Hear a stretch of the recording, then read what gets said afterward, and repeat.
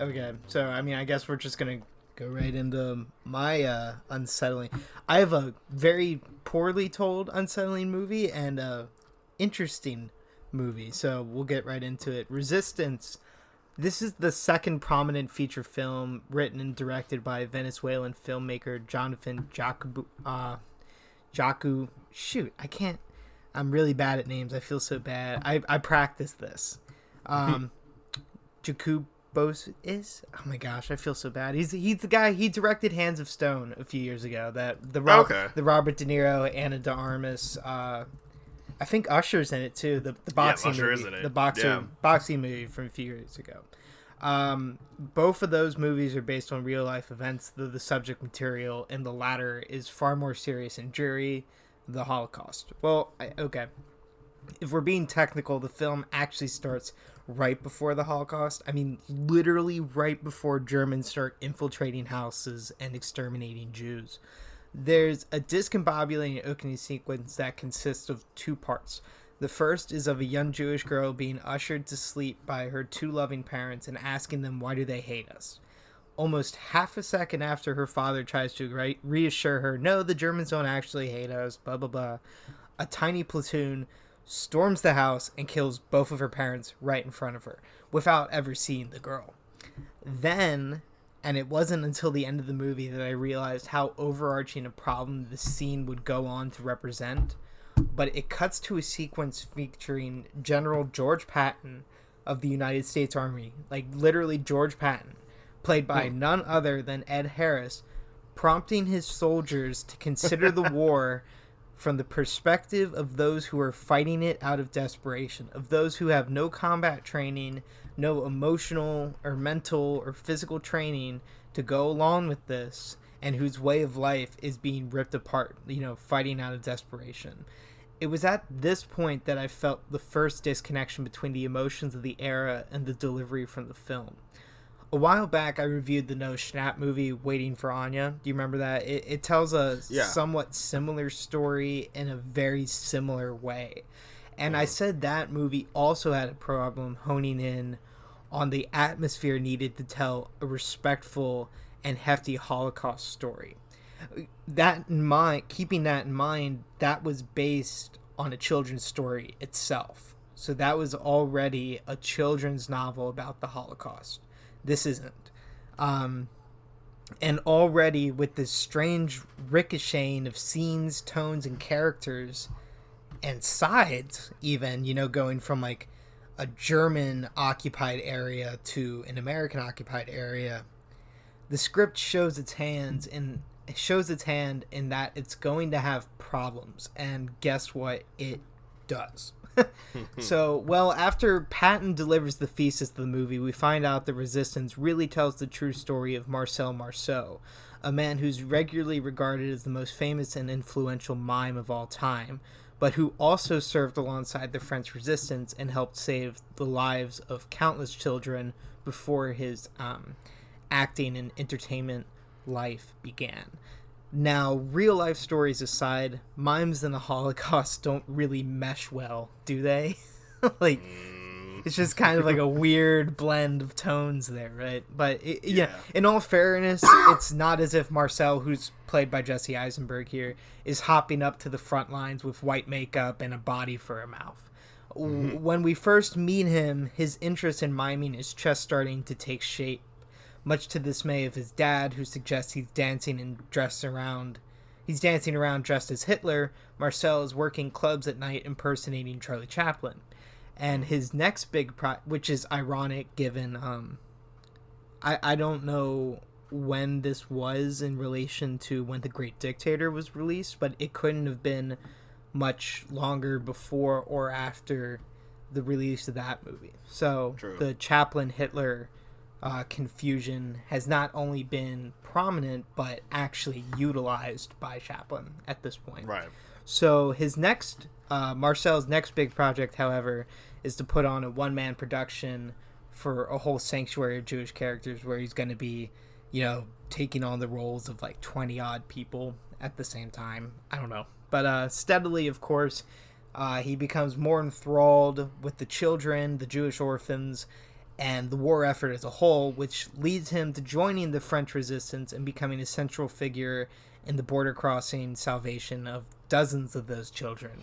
So it's I've seen a lot of movies recently that have to do with like crossing mountains and crossing borders. Like, you know, there was Waiting for Anya in January. I just saw The Sound of Music the other day. This is by far the worst of those. Aside from being cut distinctly down the middle in terms of tone between the opening antics, like the opening acts, you know, the one-man show and all the children are staying together in this castle, and then the second act involves Marcel's character, you know, joining the war effort. During all of this time, the Marcel character is consistently the most delaying and distracting part of the narrative. As I was writing my notes, the only thing I could describe him as was the dude not now guy. You know what I'm talking about? Like the kind of person who just has no understanding or awareness of the situation at hand, and as a result makes the bad joke or says something awkward and just does it all the time. It's like, dude, not now. Like, gotcha, come on. Yeah. And I'm sure those moments, a lot of them which consisted of miming or singing or joking, were intended to emphasize the humanity that rests between battles. But what these missteps actually do is compromise the validity of the emotions and the suffering that made the Holocaust one of the most memorable periods of human existence. Unfortunately, Marcel is not the only character or decision that falls into this trap. There are a whole series of interactions that just feel wrong. Like, there's one Jewish girl at the beginning of the movie who's just starting her period. And how fun! Yeah, right. And it's one of Marcel's love interest actually is trying to reassure her. It's like, oh no, you'll be ready to have babies and all that. And it's like, once a month you'll have to wear these special napkins. And it's just, that's never really brought up again. It's just really weird way. Mm-hmm. And then at another point, Marcel's dad confronts him about, your art isn't touching anybody yet. It's not that you're failing, but you're pretty darn close to it. Why do you do it? And you want to know how Marcel answers? No. Why do you go to the bathroom? What? The idea being that your body needs to do something. And right. It's just like, what? That's just the weirdest way to deal with that. And then also, Marcel's love interest is a sister. The sister catches the other sister having sex and starts giggling. Like, having sex in the French resistance headquarters and starts giggling. It's just like, what are these moments for? Like, they're just so awkward and so out of place. Also, the filmmaking, the filmmaking isn't terrible. It looks okay. There's this strange, I described it as halfway to Eastwood aesthetic with the lighting. How Eastwood has that, really distinct, dark, sharp shadow look to his films. Yeah, the gray look, I guess. Yeah, you can also describe it as the silver Warner Brothers logo. Yeah, yeah, absolutely. Absolutely. Yeah, oh my God. You know what I'm talking about. But it's there's that, and it's halfway to that. So it's some of the darker or some of the more upbeat scenes are awkwardly lighted, and there's just a mismatch of tones. But other storylines, I mentioned the characters earlier with reactions. There's another through line. That's what they call it, right? Through lines. Yeah. Okay. There's another through line involving a German officer who, believe it or not, is a terrible person, right? And who knew? Yeah, right. And their way of doing the Holocaust and their way of portraying Nazis is to have people shot to death inside of a hotel pool. Get an empty hotel pool. Guess what the name of the hotel is? Think like it's like Grand Budapest Hotel. You know how that was taken over by Nazis at some point? Right. It's like that. This hotel is called Hotel Terminus. Okay. You're just like, okay. Right. Cool. And a through line with that officer is that he has a young girl himself who he wants to encourage to like join the arts and, you know, be a part of different things.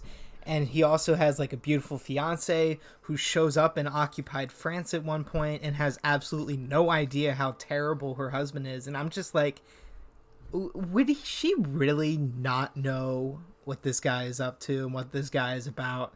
So it's like her discovering how terrible her husband is and how terrible the Nazi regime is part of the movie for some reason, even though it's kind of abandoned at the end. I knew you were a Nazi, but I didn't know you were a Nazi. Right. Like, it's absolutely ridiculous. And in terms of filmmaking, the last thing I'll say is that these are some pitiful excuses of action scenes. Really mechanic and synthetic, very obviously choreographed. And they're all, most of them take place inside this one square in a French town.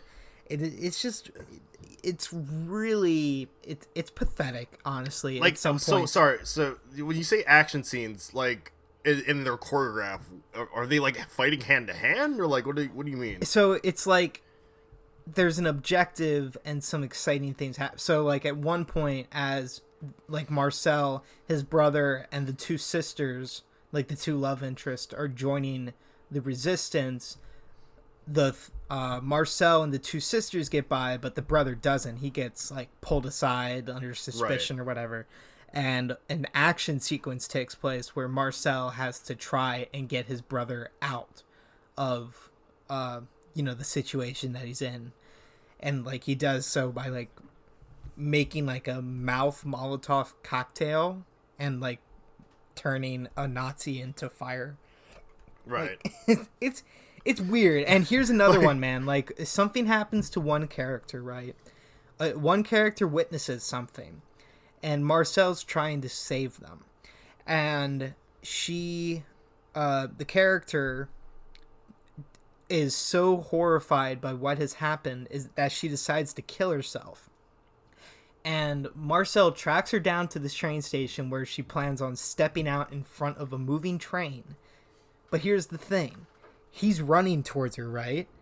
But doesn't say her name at all, right? So it ends at the last second with him grabbing her out of the way. It's like, dude, just say her name. Get her attention. He doesn't say anything. He says, it felt like John Cleese in Monty Python. And the Holy Grail is like, like just running and being so weird and silent. It's just, it made absolutely no sense. The score does not help it one bit at all. It really, a lot of this does fall flat. And, you know,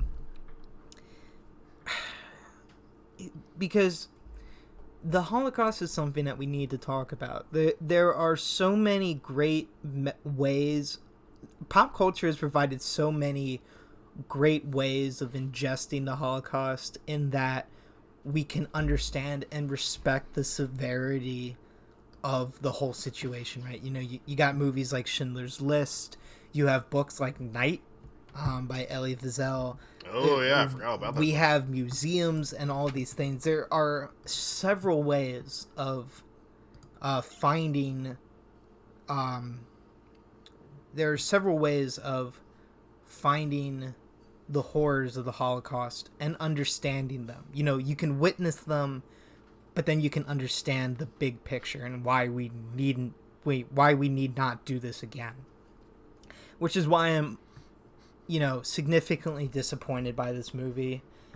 Jesse Eisenberg, you know, his characters always have like this sort of nervous energy behind them.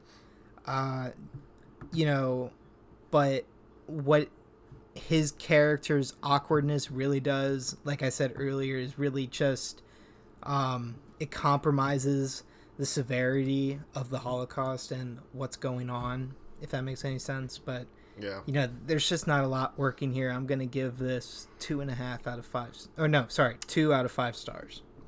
This whole movie just sounds really disjointed. Like, it sounds like at times it's trying to be almost like a pseudo black comedy with the way that you describe like certain scenes with Eisenberg, like almost like Life is Beautiful, I think.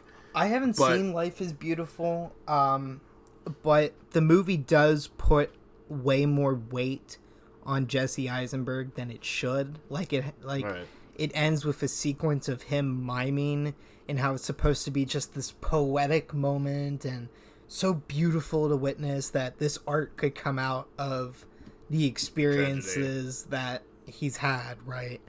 And what it really, like, you just don't get any emotion out of it at all. It just looks silly. You know, it feels awkward. There's a serious disconnect between the emotions we're supposed to be feeling and what actually comes across. When you said that there was choreographed action in it, I thought for a moment that it was going to be like Jesse Eisenberg doing kung fu. Well, no, I mean, it's like your typical war action sequences, you know? Right. Just like whenever I think choreographed and fights, I'm just like, I think hand-to-hand combat. And I'm like, Jesse Eisenberg was doing kung fu in the Holocaust? No. What the was this movie? Yeah, no, I would avoid this one.